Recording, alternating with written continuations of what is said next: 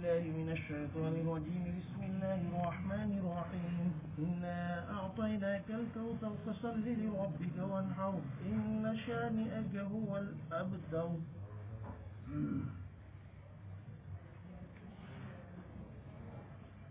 بات آ چکی تھی. اللہ تبارک و تعالی نے سرکار دو عالم صلی اللہ علیہ وسلم کو کوثر جیسی عظیم الشان نعمت سے سرفراز فرمایا. شکرانے کے طور پر فصلی لربک، اپنے رب کے سامنے نماز قائم کیجئے. اس سلسلے میں بھی بات آ چکی تھی.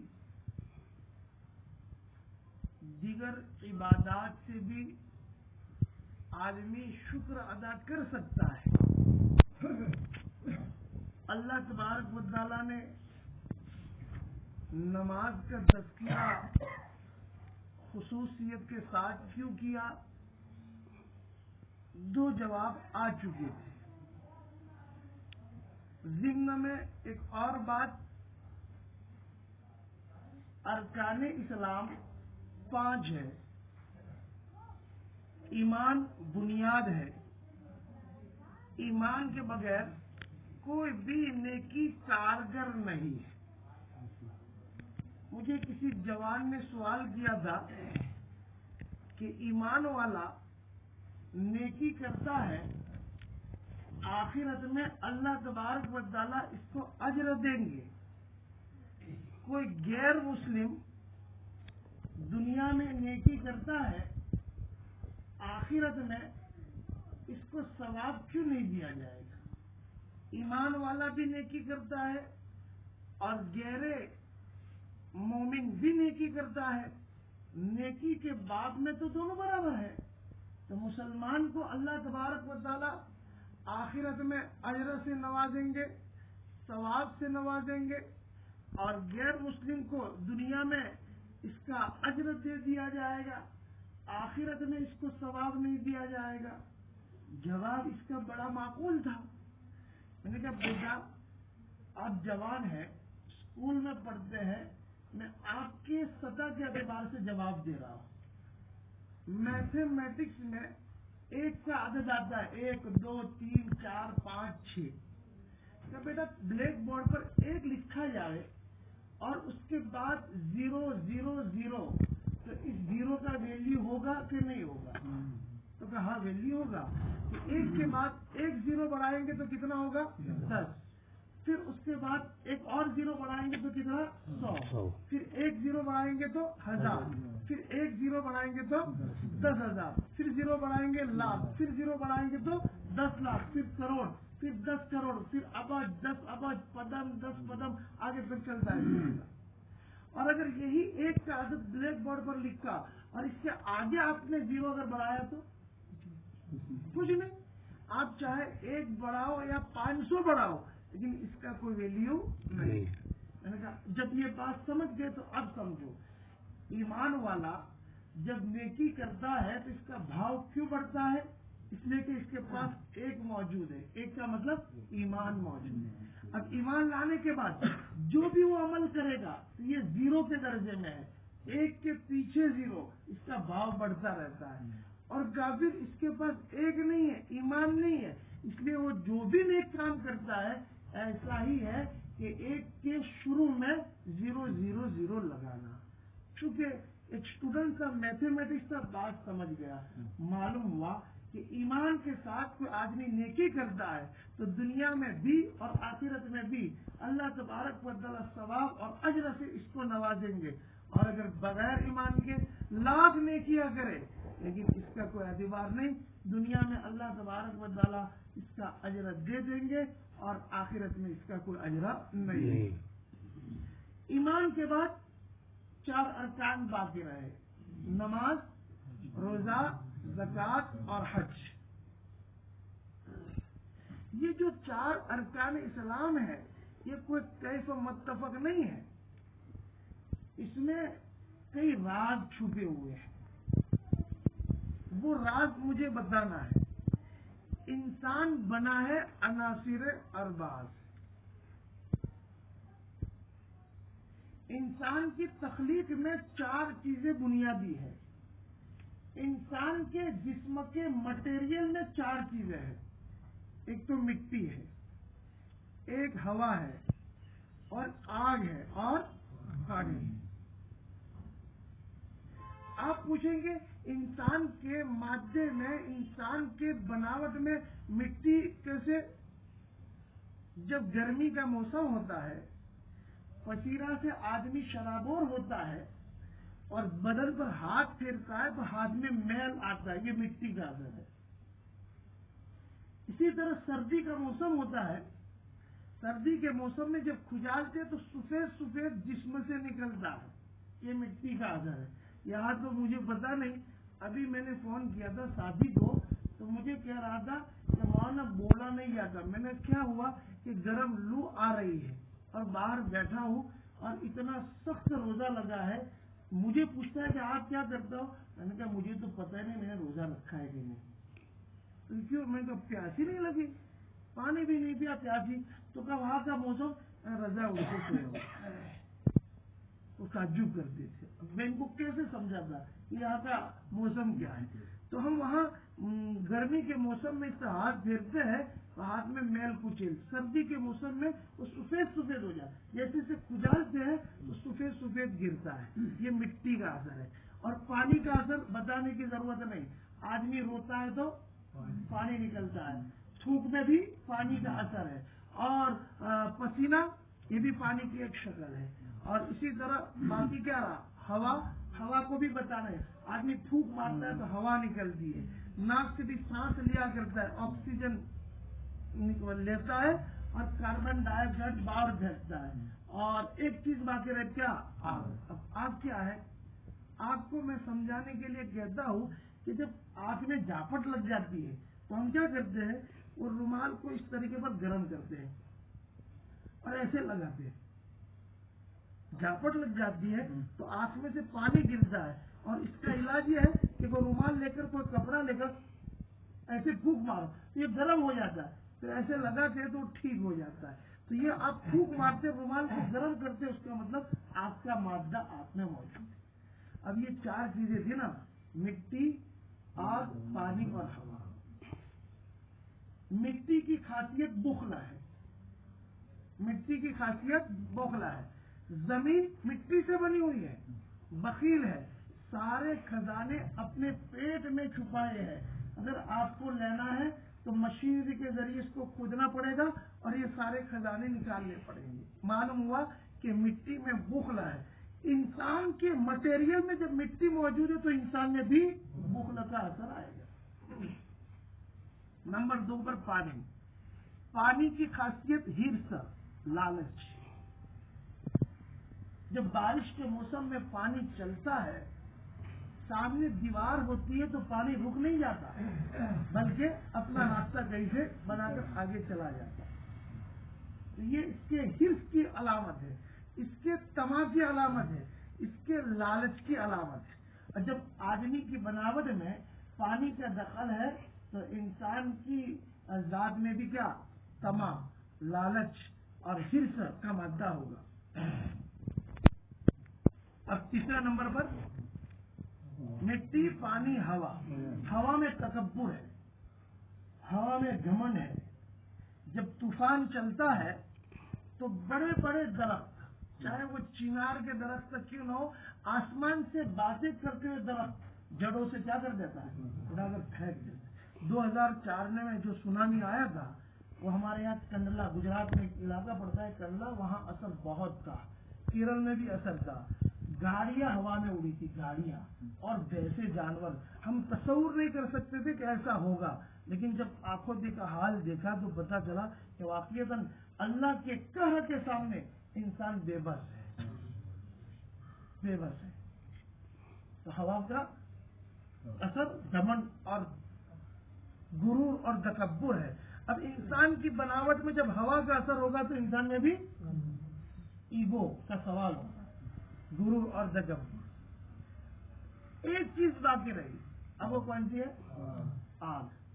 آگ کی خاصیت شان دکھانا ہے. شان دکھانا ہے. جیسی بھی چیز اس کے سامنے آئے اس کو کیا کر دے گی؟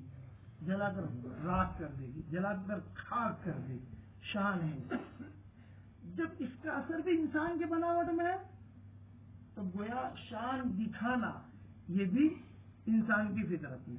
تو گویا انسان کی فطرت میں بخل بھی ہے, انسان کی فطرت میں حرص بھی ہے, انسان کی فطرت میں تکبر اور گھمنڈ بھی ہے, انسان کی فطرت میں شان دکھانا بھی ہے. اللہ تبارک و تعالیٰ نے ان چار کا علاج 4 عبادتوں کے ذریعے کیا. 4 کا علاج 4 عبادتوں کے ذریعے کیا.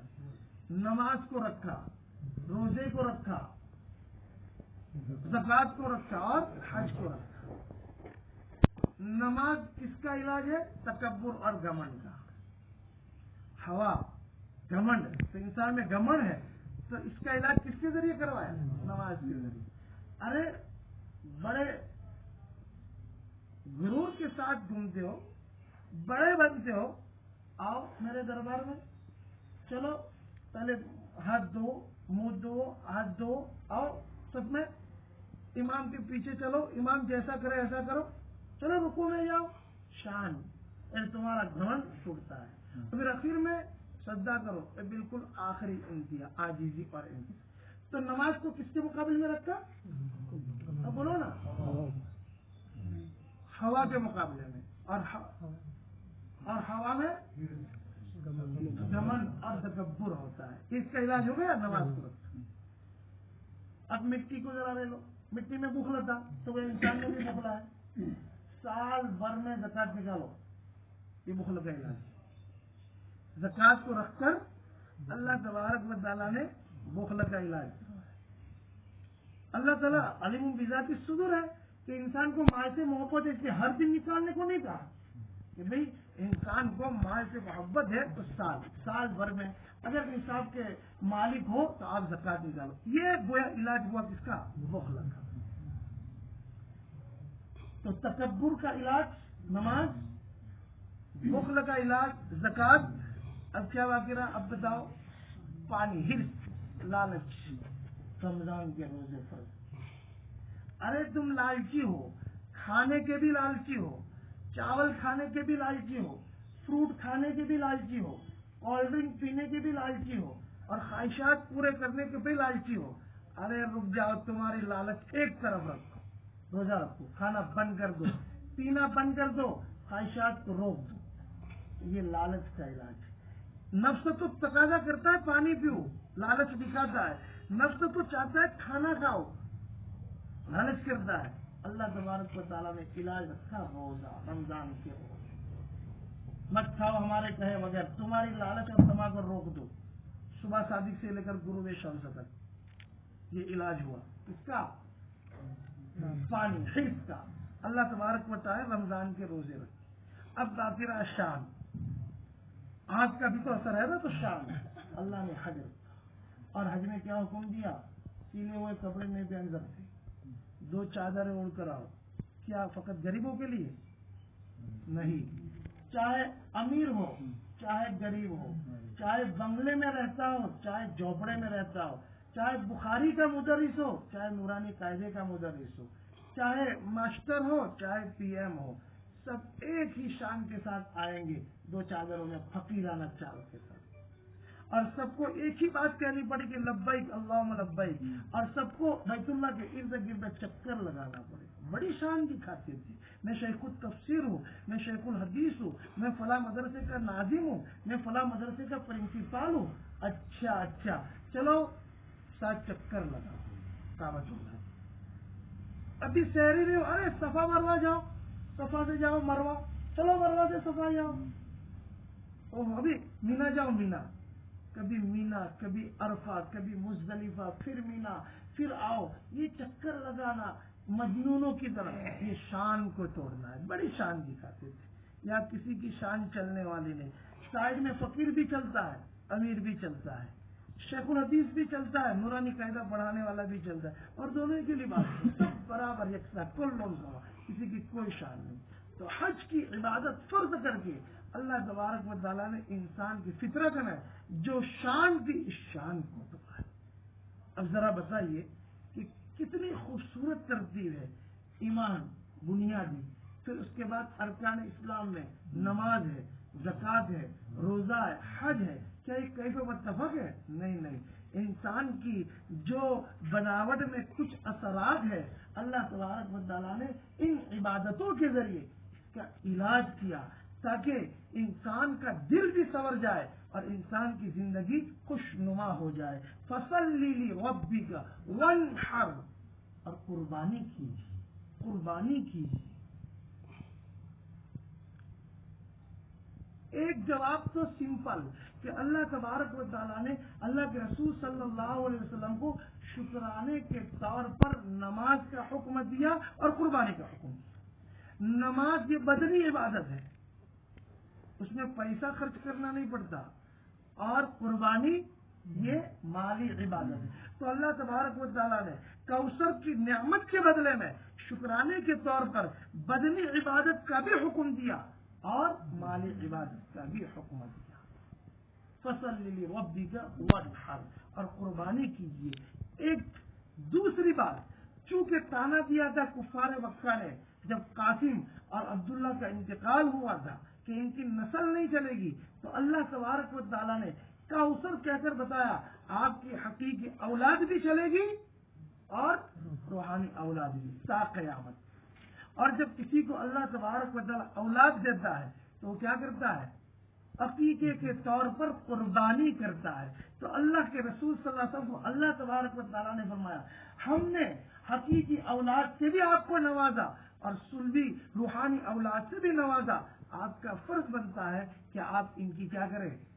عقیقے کی شکل میں قربانی کریں. وانحر, لڑکا ہو تو مستحب یہ ہے کہ 2 حصے ہو یا 2 بکرے ہو, اور لڑکی ہے تو 1 حصہ یا 1 بکرا. اگر بڑا جانور ہے تو 2 حصے رکھ کے لڑکے کے مقابلے میں, لڑکی کے مقابلے میں 1 حصہ. لیکن یہ واجب اور فرض کے درجے میں نہیں ہے. اگر کسی کی حیثیت نہیں, عقیقہ نہیں کرنا, نہ کرے. اگر کرنا چاہتا ہے تو مستحب یہ ہے کہ لڑکے کے بدلے میں 2 اور لڑکی کے بدلے میں 1. فصلی لربک وانحر ان شانئک ھو الابتر, بلا شبہ تیرے دشمن وہ دم کٹے, ان کی نسل ختم ہو جائے. شانئک, تیرے دشمن کون؟ کفار مکہ, چاہے وہ ابو جہل ہو, چاہے ابو لہب ہو, چاہے عتبہ ہو, چاہے شیبہ ہو, چاہے امیہ ہو. یہ جو سرگنا اور سردار تھے شرک کے خونی کر کر, اللہ تعالیٰ فرماتے اللہ کے رسول یہ تیرے دشمن وہ اب تک ان کی دم کٹ جائے گی, ان کی نسل ختم ہو جائے گی, تیری نسل ختم نہیں ہوگی. ارے اللہ تبارک و تعالیٰ نے کیا انتظام کیا. یہ دشمنان اسلام دے آج ان کا کوئی نام لیوا نہیں. اگر نام بھی لیتا ہے تو نفرت کے انداز میں, لعنت کے طور پر ابو لہب کا لیتا ہو, ابو جہل کا لیتا ہو, عتبہ کا لیتا ہو. اور اللہ تبارک و تعالیٰ نے میرے نبی کا نام زندہ جاوید کر دیا. کوئی گھڑی ایسی نہیں گزرتی کہ اللہ کے رسول کا نام نہ لیا جاتا ہو. کوئی گھڑی ایسی نہیں گزرتی جس گھڑی میں اذان نہ ہوتی ہو, اور اذان میں اللہ کے ساتھ کس کا تذکرہ ہے؟ حضور صلی اللہ علیہ وسلم. فضا میں بھی اللہ کے ساتھ محمد موجود ہے, ممبر پر بھی اللہ کے ساتھ محمد موجود ہے, سمندر میں بھی اللہ کے ساتھ محمد موجود ہے, کلمہ میں بھی اللہ کے ساتھ محمد موجود ہے. ارے یہ تجھے تانا دیتے ہیں کہ تیری نسل ختم ہو جائے گی اور تیرا دن ختم ہو جائے گا اور محمد کو کوئی یاد کرنے والا نہیں ہوگا. نہیں, قیامت تک تو زندہ رہے گا. جب تک میں اللہ کی ذات جب تک باقی, اب اللہ کی ذات ہمیشہ باقی رہنے والی ہے. اللہ کے رسول صلی اللہ علیہ وسلم کا تذکرہ بھی, اب بولو تو صحیح, ہمیشہ. ان شانئک ھو الابتر, تیرا دشمن وہ دم کٹا ہے. ابتر کے معنی دم کٹنے کے آتے ہیں, اور یہاں مراد نسل ختم ہو جانا, اس کی اولاد زندہ نہ رہے, یہ مراد ہے. تو تیرا دشمن وہ دم کٹا ہے, اس کی نسل ختم ہو جائے گی, اس کی اولاد ختم ہو جائے گی, تیری روحانی اولاد بھی رہے گی, سلبی اولاد بھی رہے گی, اور تیرا نام قیامت تک زندہ جاوید رہے گا، قیامت کے بعد بھی زندہ رہے گا. یہ سورہ کوثر کی مختصر تفسیر دی اور بھی اس میں نکات ہے، لیکن بس اتنا کافی ہے.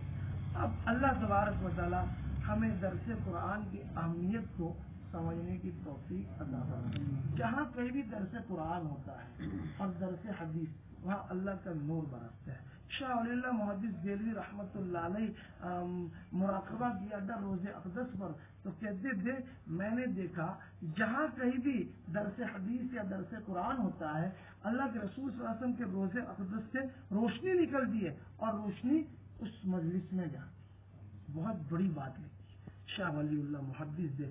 آدمی بھی بڑا تھا، ان کے بابا شاہ عبد الرحیم بھی بڑے تھے، اور شاہ ولی اللہ کے لڑکے شاہ عبد العزیز ہو، شاہ رفیع الدین ہو، شاہ عبد القادر ہو، شاہ عبد الغنی ہو، یہ سب بڑے لوگ تھے. شاہ عبد العزیز کی تو شان ہی الگ تھی. انتقال ہوا ہے نا، انتقال شاہ عبد العزیز کا، تو جنازے کی نماز 2-3 مرتبہ پڑھی، 55 مرتبہ جنازے کی نماز پڑھی گئی. کتنے مرتبہ؟ 55. بہت ذہین آدمی تھے، بہت ذہین آدمی تھے، بہت ذہین آدمی تھے. کسی نے سوال کیا اللہ تعالیٰ مسلمان ہے کہ ہندو ہے؟ شاہ عبد العزیز صاحب کو کسی نے سوال کیا کہ اللہ تعالیٰ مسلمان ہے کہ ہندو ہے؟ سوال بھی ایسا تھا، بہت صحیح تھے. انہوں نے کہا اللہ تعالیٰ مسلمان ہے. اس سوال کرنے والے کہا کہ دلیل، کہ دیکھو اللہ تعالیٰ اگر ہندو ہوتے تو گائے کو نہ کاٹا جاتا، گائے کو دنیا میں کاٹا جاتا ہے، اس کا مطلب اللہ تعالیٰ مسلمان. سامنے والے کو سمجھ میں ہندو تھا، فوراً کلمہ پڑھ لیا. جواب بھی تو عجیب تھا کہ دیکھو اگر ہندو ہوتے تو گو ہتیا نہ ہوتی، یہ تمہاری ماتا ہے، لیکن گائے کاٹتے ہیں پوری دنیا میں، لوگ کھاتے ہیں پوری دنیا میں، اس کا مطلب اللہ تعالیٰ مسلمان. اس لیے تو گائے کاٹنے دیتے ہیں. اس کو بات سمجھ میں آ رہی ہے تو اس نے اسلام کو قبول کیا. عجیب واقعات ہے شاہ عبد العزیز کے. طلبہ ہوتے ہیں نا، شاہ عبد العزیز درس دے رہے تھے تو کچھ منچلے شاگرد تھے، حضرت مٹھائی کھانی ہے. تو حضرت نے ایک پرچی لکھی کہ جہاں وہ جماعت جا رہی ہے نا، ان کو یہ دے دو. اب یہ گئے، پرچی دے دی، اور جماعت مٹھائی لے کر آئے، ڈبے سب نے کھا لیا. 4-5 دنوں میں پھر سے ان کو کہ یار مٹھائی کھانی ہے، تو کسی نے کہا کہ شاہ صاحب کو پوچھنے کی کیا ضرورت ہے، وہ پرچی اپنے لکھ دیتے، اب کوئی بھی جماعت جائے گی تو اس کو دے دیں گے. تو ٹھیک ہے. اب وہ لکھ دی پرچی، کوئی جماعت جا رہی تھی دے دی. اب وہ جماعت آ کر جتنے طلبہ بیٹھے تھے برابر پٹائی، برابر دھویا. دوسرے دن شاہ عبد العزیز آئے تو کہا کہ حضرت آپ نے پرچی دی تھی تو مٹھائی آئی تھی اور ہم اپنے اعتبار سے. ارے پاگلو، میں جس جماعت کو پرچی، وہ جماعت کی شادی ہو رہی تھی، وہ جنات کی جماعت تھی اور ان کی شادی ہو رہی تھی، تو خوشی کا موقع تھا اس لیے مٹھائی کھلائی. اور تم نے جو پرچی دی جس جماعت کو، تو کسی ان کا جنات کا کوئی آدمی مر گیا تھا، وہ جنازہ لے کر دفن کرنے کے لیے جا رہے تھے اور تم مٹھائی مانگ رہے ہو، تمہیں پتائی ہوگی نا. ایک طالب علم نے سوال کیا شاہ عبد العزیز محدث دہلوی سے کہ دہلی میں قطب کون ہے؟ ایک تصوف کی اصطلاح ہے، قطب ہے، ابن الوقت، ابو الوقت، ابدال، یہ قطب کون ہے؟ شاہ صاحب نے کہا تو تیرا کام کر، میں حضرت بتانا پڑے گا. شاہ عبد العزیز نے کہا کہ جامع مسجد کی سیڑھیوں پر ایک بڑے میاں خربوزہ بیچتے ہوں گے، وہ قطب ہے. 31 سیڑھیاں ہیں. کتنی ہے؟ 38 سیڑھیاں. شاہجہاں کوئی چالو آدمی تھوڑا تھا. یہ جو گورنمنٹ میں پڑھاتے ہیں نا تاریخ، بکواس ہے. میں رات کو چھیڑا تھا محمود غزنوی کتنا بڑا اللہ ولی تھا، شمس الدین التمش کتنا بڑا ولی اللہ تھا. اسی طرح یہ شاہجہاں کی سوچ کیا تھی، اورنگزیب رحمت اللہ علیہ کی سوچ کیا تھی. بڑے عجیب و غریب لوگ گزرے. تو یہ شاہجہاں نے ایک حکمت کے پیش نظر اتنی اونچی جامع مسجد بنائی. 31 دن ہے. اب یہ طالب علم وہاں پہنچا، چونکہ طالب علم کا مزاج تحقیقی تو ہوتا ہی ہے لیکن کچھ شرارتی بھی ہوتا ہے.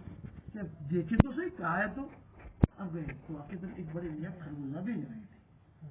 گئے پیسے دیے, خربوزہ لیے, پیٹ بھر کے کہا کہ یہ تو برابر نہیں, پھیکا ہے. تو بڑے میاں نے پیسے واپس کر دیے. ایک مرتبہ نہیں, خربوزہ 3-4 مرتبہ کا, پھر کہتا پھیکا ہے. تو بڑے میاں نے پیسے, ہاں کہ یار یہ کتب ہے, کچھ کہا نہیں.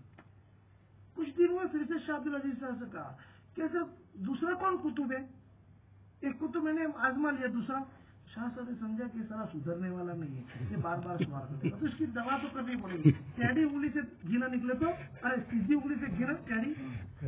تو کہا کہ فلاں گلی میں ایک سکھایا ہے پانی پلانے والا, وہ کتب ہے.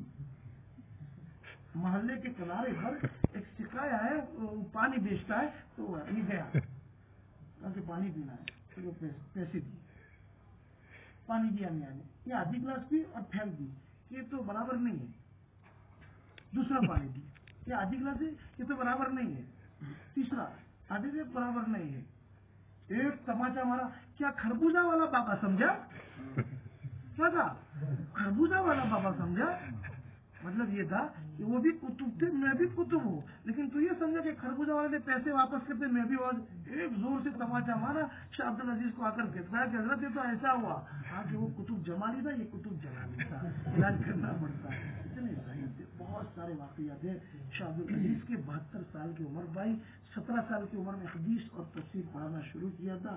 کیا کمال کر دیا, کیا کمال کر دیا. 15 یا 17 بیماریاں ہر دم لگی رہتی, 15 یا 17 بیماریاں. برس کی بیماری تھی, بینائی کمزور تھی, کوڑ کی بیماری تھی, کئی بیماریاں. لیکن کیا درس, کیا دماغ ان کا تھا, سمجھ میں نہیں آتا. انہوں نے جو کتابیں لکھی ہیں, تحفہ اثنا عشریہ لکھی ہے, تفسیر عزیزی, دو پارے, سورہ بقرہ آئی ہے اور 30واں پارہ, کمال کر دیا ہے. اللہ تبارک و تعالیٰ ان بڑے لوگوں کے قبر کو جنت سے, قبر کو نور سے منور فرمائے اور جنت الفردوس سے اعلیٰ مقام عطا فرمائے, اور ان کی محبت سے ہم سب کی مغفرت فرمائے, اور موت جب آئے تو خاتمہ بھی خیر فرمائے.